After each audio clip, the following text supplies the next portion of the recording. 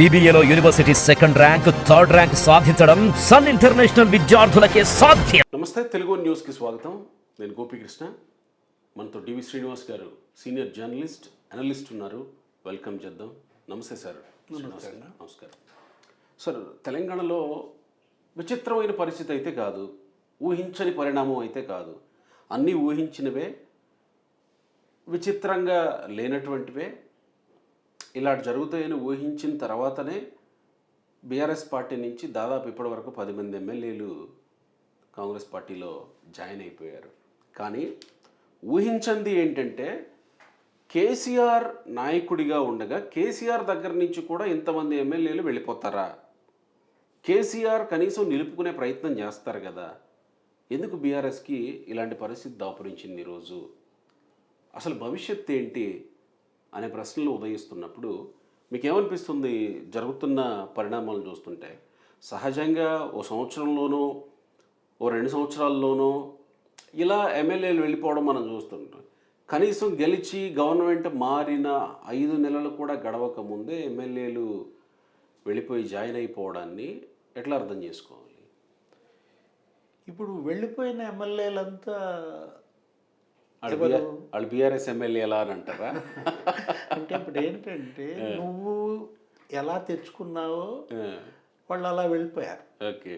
ఇప్పుడు ఇవాళ కేసీఆర్ అయినా బీఆర్ఎస్ అయినా ఇప్పుడు ఏంటి, వచ్చిన నీరు వచ్చినట్టు కొట్టుకుపోతారు. ఇప్పుడు తెచ్చిన నీరు ఇదంతా కూడా నువ్వు తెచ్చావు, ఎక్కడి నుంచి? తెలుగుదేశం నుంచి తెచ్చుకున్నావు. వాళ్ళు ఉంటారు ఇవాళ నీ దగ్గర జంపు. ఎప్పుడైతే నువ్వు నీ చెట్టు ఎప్పుడైతే ఎండిపోయిందో, ఈ ఎండిన చెట్టు దగ్గర ఇవాళ నువ్వు పచ్చబడేదాకా ఉండే అంత ఓపిక, నిరీక్షణ ఎవరికి లేదు. ఆ చెట్టు పచ్చబడింది, దాన్ని ఎడకపోదాం అనుకుని వెళ్ళిపోయే పరిస్థితుల్లో వీళ్ళంతా ఏంటి? ఇక ఇది ఆక్షేపణీయమేం కాదు. ఇంకా ఎలా ఆక్షేపణీయం? కదా అదో సాంప్రదాయం అయిపోయింది కాబట్టి. అంటే నీ వాళ్ళని నువ్వు పెంచుకోలేకపోయావు. ఉద్యమంలో పోరాడిన వాళ్ళకి నువ్వు గనక సీట్లు ఇస్తే, గెలిపిస్తే, ఎమ్మెల్యేలుగా ఎంపీలుగా చేస్తే ఉన్నారు. ఇవాళ కూడా నీ వెంటే వాళ్ళు, నీకోసం ఇవాళ కూడా వాళ్ళు పాపం లాఠీ దెబ్బలు తింటున్నారు. నువ్వేం ఫామ్ హౌస్లో ఉన్నా, మీ అబ్బాయి ఏమో ఢిల్లీలో ఉన్నా, హరీష్ రావు ఎక్కడో చాటున్నా, వీళ్ళు ఇవాళ రోడ్ల మీదకి వచ్చి ఏదో విద్యార్థుల కోసం ధర్నాలనో, బీసీ గణననో ఏదో ఒకటి చేస్తున్నారు. ఇవాళ స్వయంకృత అపరాధం. సానుభూతికి కేసీఆర్ ఎందుకు అనర్హుడుగా మారారు? ఇంత జరిగినా ఇవాళ తెలంగాణ ప్రజల్లో ఆయన పట్ల, ఆయన కుటుంబం పట్ల సానుభూతి ఎందుకు రావట్లేదు? కవిత అరెస్ట్ అయితే మనం ఏమనుకున్నాం అసలు ఆ రోజు? తెలంగాణ అగ్గి అవుతుంది, సానుభూతి వస్తుంది, తెలంగాణ సానుభూతి కాదు, తెలంగాణ అగ్గి అవుతుంది అనుకున్నాం. ఎప్పుడు రోడ్ల మీదకి రాలేదు. ఏదో అడపదడప ఎక్కడో చోట చేసినా కూడా అదే చంద్రబాబు అరెస్ట్ అయితే మనం చూసాం. ఏది 70 దేశాల్లో రోడ్ల మీదకి వచ్చారని, హైదరాబాద్లో కూడా రకరకాల ప్రోగ్రామ్స్ పెట్టారని. అంటే మనం కవితని చంద్రబాబుతో పోల్చడం కాదు కదా. అంటే 2 అరెస్టులు చూసినప్పుడు ఇది పోరాటంతో పుట్టిన పార్టీ, ఉద్యమ party, father of Telangana, Telangana పితగా చెప్పుకున్నటువంటి కేసీఆర్ ఇవాళ నిన్న మొన్న చూసాం కేటీఆర్ ఏదో ట్వీట్, ఏంటి స్వీయ అస్తిత్వమే తెలంగాణకు ఇవాళ అస్తిత్వం అనో ఏదో అన్నట్టుగా, రక్ష అన్నట్టుగా. అంటే చంద్రబాబు అక్కడేదో 1,00,000 కోట్లు పెట్టుబడులు తెచ్చాడు, బీపీసీఎల్ అవి అక్కడికి తెచ్చుకుంటున్నాడు. ప్రాంతీయ పార్టీ బలంగా ఉంటే ఒక రాష్ట్రం ఎంత బలంగా ఉంటుంది?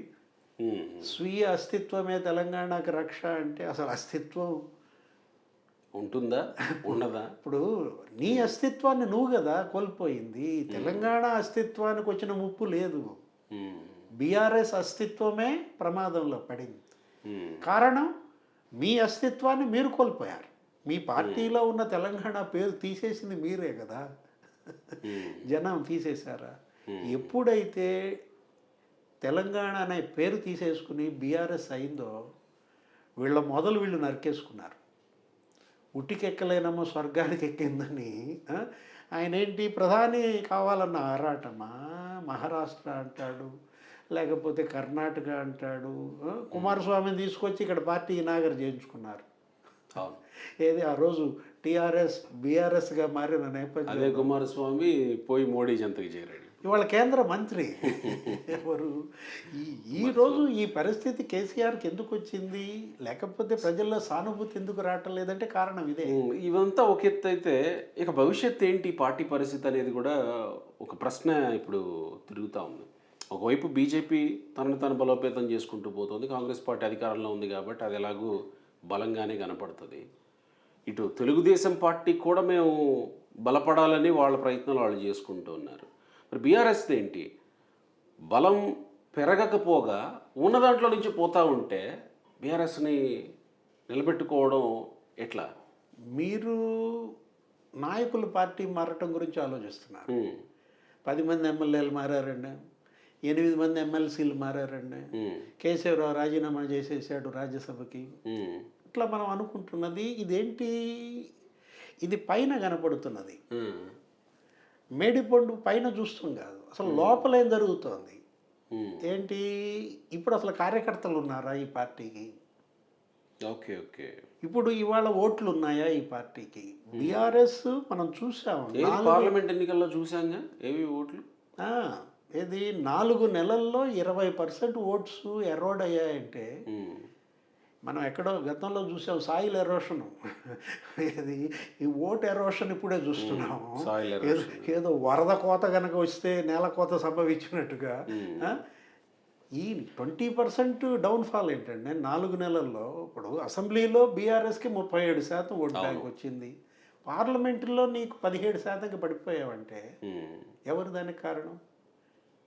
ఇప్పుడు ఎప్పుడైతే అసెంబ్లీ ఎన్నికల్లో బీఆర్ఎస్ ఓడిపోయిందో కేసీఆర్, నేనేమనుకున్నానంటే వెరీ నెక్స్ట్ కేసీఆర్, అఫ్కోర్స్ ఆయన అప్పట్లో బెడ్ రిడన్గా ఉన్నా కూడా నైతిక బాధ్యత వహించి వర్కింగ్ ప్రెసిడెంట్ రాజీనామా చేస్తాడనుకున్నాను. ఎవరు? కేటీఆర్. అసెంబ్లీ ఎన్నికల్లో ఓటమికి అతను నైతిక బాధ్యత వహించి రాజీనామా చేస్తుంటే ఇవాళ హుందాగా ఉండేది, ఒక ఇమేజ్ ప్రజల్లోకి వెళ్ళేది. కుటుంబ పాలన అనే దాని నుంచి వాళ్ళ బీఆర్ఎస్ బయటపడాలి, అది మెసేజ్ మొన్నటి ప్రజా తీర్పు. ఎందుకంటే ప్రధాని మోడీ, రాజ్నాథ్, ఆ తర్వాత అమిత్ షా ఎవరైతే ఢిల్లీ నుంచి వచ్చి మాట్లాడారో వాళ్ళందరూ ఎన్నికల ప్రచారంలో ముద్ర వేశారు, పరివార్ పార్టీ. అలాగే మరి ఎటు చూసినా వీళ్ళే కనపడ్డారు జనానికి. కేసీఆర్కి ఒకవైపు హరీష్ రావు, ఒకవైపు కేటీఆర్, వెనకేమో సంతోష్ రావు, ముందేమో కవిత. ఇప్పుడు ఇలాంటి దీంట్లో కుటుంబ పాలన, కుటుంబ పార్టీ నుంచి వీళ్ళు బయటపడే ప్రయత్నం ఏమైనా చేశారా? ఇప్పటికి ఓటమి పాల ఎన్నాళ్ళు అవుతుంది? 6 నెలలు దాటింది. అవును. ఈ 7 నెలల్లో కూడా వాళ్ళల్లో ఏ ముద్ర వల్ల అయితే ఓడిపోయారో ఆ ముద్ర చెరిపేసుకునే ప్రయత్నం కించిత్తు కూడా చేయలేదు. అవినీతి సరే, అది వేరే విషయం. ఏది వాళ్ళ కరప్షన్ అనేది అన్ని పార్టీల్లో కామన్ అయిపోయింది. అది మనం మాట్లాడుకోవాల్సినటువంటివి డెఫినెట్గా. ఈ ఫోన్ ట్యాపింగ్లు, కేసీఆర్ మీద ఈరోజు సుప్రీంకోర్టుకు వెళ్లాల్సిన పరిస్థితులు, ఇవన్నీ వెరసి ఎటువైపుకి తీసుకెళ్తున్నాయి పార్టీని అని బీఆర్ఎస్ అగమ్య గోచరం. ఏది బీఆర్ఎస్ భవిష్యత్తు అగమ్య గోచరంగా మారిందంటే, నాయకులంతా కూడా వెళ్ళిపోతున్నారంటే, కార్యకర్తలు కూడా ఇవాళ నీరు గారిపోయిందంటే కారణం ఇదే అన్నమాట. ఈ పార్టీ ఇక నిలబడలేదు. ఓకే. ఒకవైపేమో మీరన్నది అవినీతి కుంభకోణాలపై విచారణలు, ఏది PC Ghosh committee, justice Narasimha Reddy commission, అటు కాళేశ్వరం పైన, ఇటు విద్యుత్ కొనుగోళ్ల పైన, ఛత్తీస్గఢ్ విద్యుత్ కొనుగోళ్ల scam, Yadadri Bhadradri power plants కుంభకోణాలు, వాటిల్లోనే 50,000 కోట్ల అవినీతి అని. ఇప్పుడు కాళేశ్వరం ఇవాళ అది ఒక పెద్ద ఇదైపోయింది కదా, 1,00,00,000 కోట్లు. 1,00,00,000 కోట్లు కాళేశ్వరంలో పెడితే అసలు ఎందుకు మీరు ఇలా ప్రజాధనం దుర్వినియోగం చేశారు?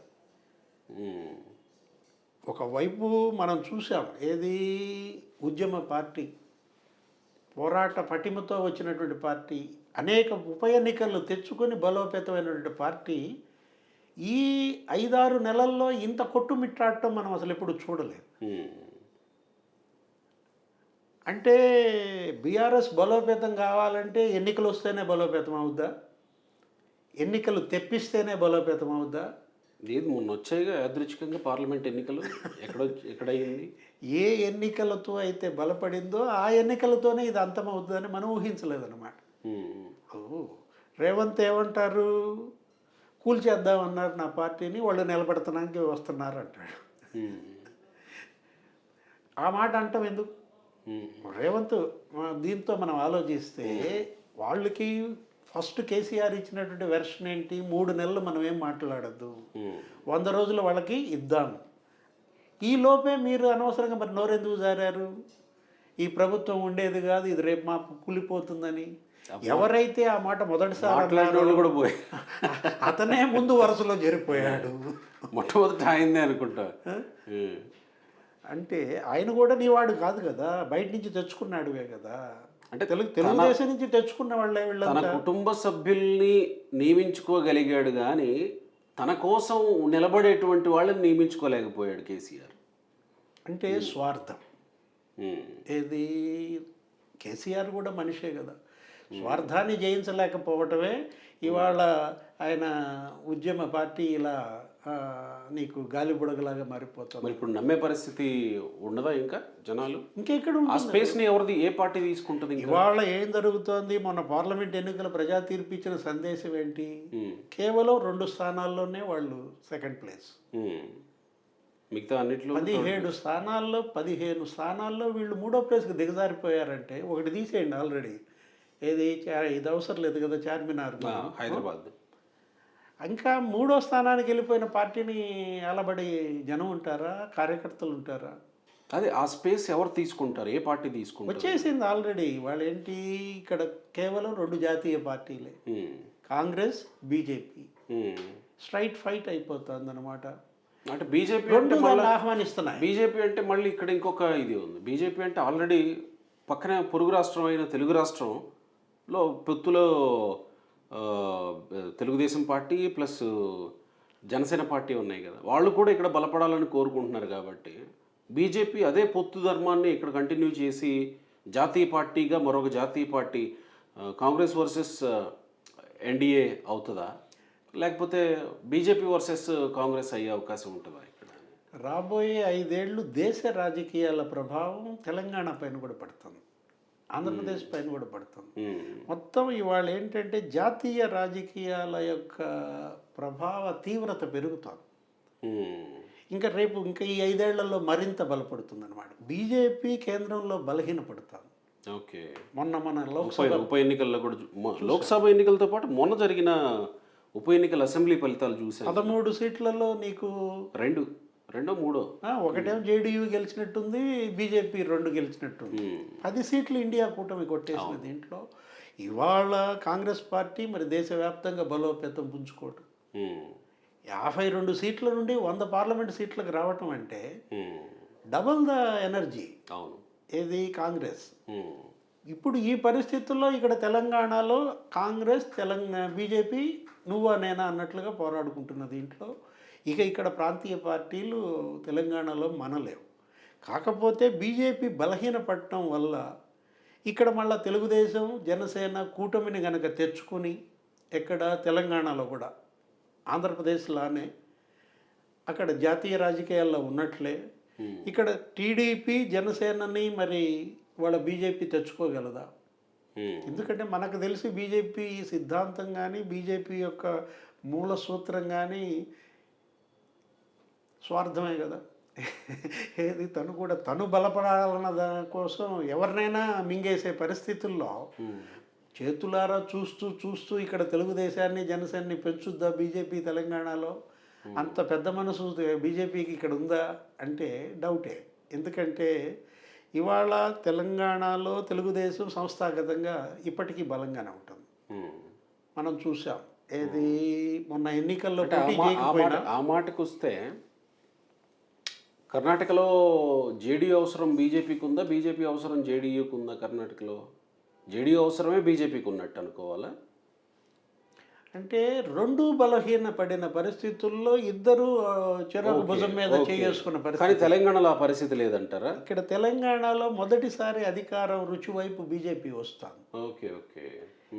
ఏది ఇక్కడ మరి బండి సంజయ్కి మళ్ళీ కేంద్ర మంత్రి పదవి ఇచ్చారు. ఏ బండి సంజయ్ని గతంలో బలహీనపరిచారో దానివల్ల దెబ్బతిన్న బీజేపీ ఇవాళ బీసీ నాయకత్వానికి తెలంగాణలో ప్రాధాన్యత ఇచ్చింది కేంద్రంలో. అటు కిషన్ రెడ్డి, ఇటు బండి సంజయ్. ఇప్పుడు ఇవాళ వీళ్ళిద్దరూ మరి బీజేపీని తెలంగాణలో ఎంతగా విస్తృతం చేస్తారో చూడాలి.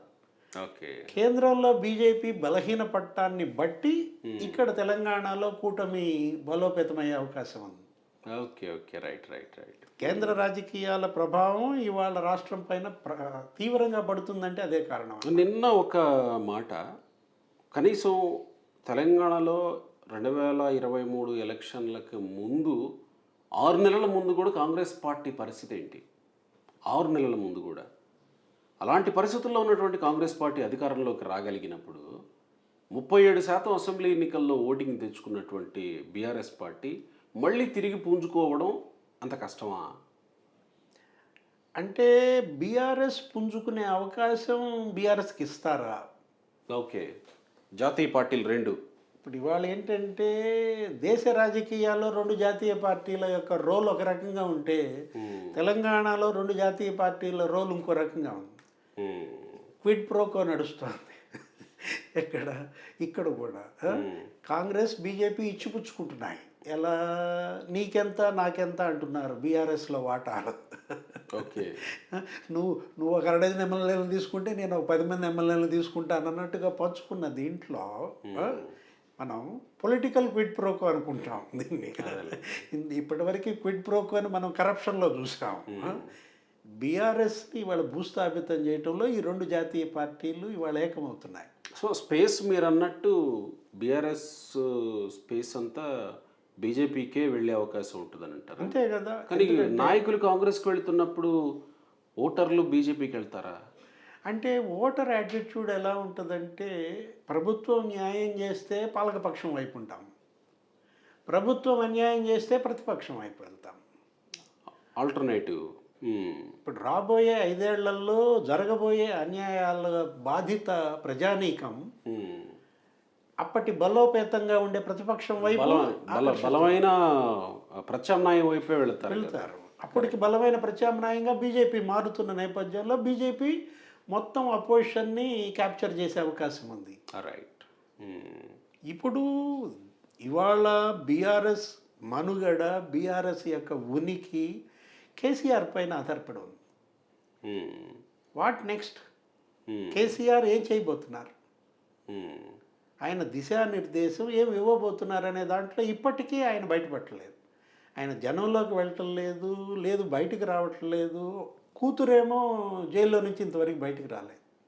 పోనీ 5 నెలలు అవుతుంది ఇవాళ కవిత లోపలికి వెళ్ళి. కరెక్ట్. కనీసం బయటికి తెచ్చే ప్రయత్నం తండ్రి ఇంతవరకు వెళ్ళి పలకరించడానికి వెళ్ళలేదంటే, అన్న ఏదో వెళ్ళి న్యాయ కోవిదులతో మాట్లాడుతూ అక్కడ ఏదో చేస్తున్నప్పటికీ కూడా విలీన చర్చలు ఏమైనా జరుగుతున్నాయా? ఎగ్జాక్ట్లీ అదే స్పెక్యులేషన్స్ జరుగుతున్నట్టు. బీఆర్ఎస్ కూడా ఇవాళ బీజేపీలో విలీనం అవుద్దా? విలీనం చేసుకోవడానికి బీజేపీ సిద్ధంగా ఉందా? ఎందుకంటే నిన్నటిదాకా మీరు అదే పరివార్ పార్టీ అన్నారు, మీరు ఆ పరివార్ మీద కరప్షన్ ముద్ర వేశారు. నిర్మా వాషింగ్ పౌడర్ ఏది కేసీఆర్ విమర్శ కేసీఆర్కే తగులుద్దా? ఇప్పటిదాకా కేసీఆర్ ఏమన్నారు, బీజేపీని ఎవరిని పడితే వాళ్ళని కరప్ట్ లీడర్స్ అందరినీ చేర్చుకుని ఉతికేస్తోంది, ఆరేస్తోంది చక్కగా నిర్మా వాషింగ్ పౌడర్ అంటే. ఇప్పుడు మరి కేసీఆర్ని ఉతికి ఆరేయడానికి నిర్మా సిద్ధంగా ఉందా? చాలదేం. ఏది టన్నులు నిర్మా కావాలా కేసీఆర్ని ఇవ్వాలా చేయాలంటే చూడాలా. భవిష్యత్ రాజకీయం చాలా ఆసక్తిగా ఉంటాం. Right sir, thank you.